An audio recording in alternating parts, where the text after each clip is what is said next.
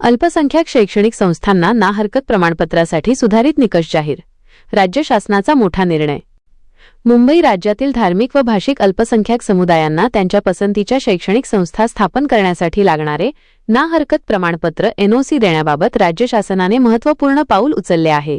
सामान्य प्रशासन विभागाने 11 जून 2007 रोजी या संदर्भात सुधारित निकष, अटी आणि कार्यपद्धती विहित करणारा शासन निर्णय निर्गमित केला आहे. प्रमुख निकष आणि अटी या नवीन धोरणानुसार अल्पसंख्याक दर्जा मिळवू इच्छिणाऱ्या संस्थांसाठी खालील महत्त्वाच्या अटी घालण्यात आल्या आहेत. व्यवस्थापनातील सहभाग. संस्थेचा कारभार पाहणाऱ्या विश्वस्त किंवा संचालक मंडळापैकी किमान 2/3 सदस्य संबंधित अल्पसंख्याक समाजाचे असणे बंधनकारक आहे. उद्दिष्टांची स्पष्टता. संस्थेच्या घटना किंवा नियमावलीत अल्पसंख्याक समाजाचा सर्वांगीण विकास किंवा संरक्षणाचे किमान एक तरी उद्दिष्ट असणे आवश्यक आहे. प्रवेश प्रक्रिया.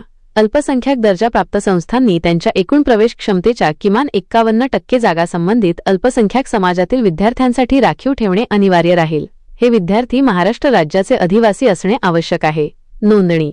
अर्जदार संस्था नोंदणी अधिनियम 1860 किंवा मुंबई सार्वजनिक विश्वस्त अधिनियम 1950 अंतर्गत नोंदणीकृत असणे आवश्यक आहे. अर्जाची प्रक्रिया आणि शुल्क. नवीन निकषानुसार संस्थांना प्रपत्र अ मध्ये सक्षम प्राधिकाऱ्यांकडे अर्ज करावा लागेल. अर्जासोबत 500 रुपयांचे कोर्ट फी स्टॅम्प आणि 5000 रुपये प्रक्रिया शुल्क भरणे आवश्यक आहे. सक्षम प्राधिकारी अर्ज प्राप्त झाल्यापासून 90 दिवसांच्या आत सुनावणी घेऊन निर्णय देतील. मान्यतेचा कालावधी. सक्षम प्राधिकाऱ्यांकडून ही मान्यता एका वेळी 3 वर्षांच्या कालावधीसाठी दिली जाईल. मुदत संपण्यापूर्वी 3 महिने आधी नूतनीकरणासाठी पुन्हा अर्ज करावा लागेल, ज्यासाठी 2500 रुपये शुल्क आकारले जाईल.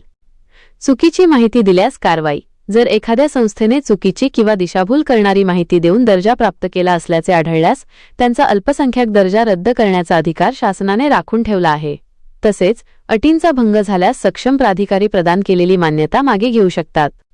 शैक्षणिक वर्ष 2007 ते 08 पासून या सर्व सुधारित तरतुदींची अंमलबजावणी प्रभावीपणे केली जाणार आहे. व्हिडिओमधील शासन निर्णय व परिपत्रक आपणास हवे असेल तर ते आपल्या शासन निर्णय व परिपत्रक या टेलिग्राम चॅनलवर उपलब्ध करून देण्यात आलेले आहे. त्या ठिकाणावरून आपण ते डाउनलोड करून घ्यावे.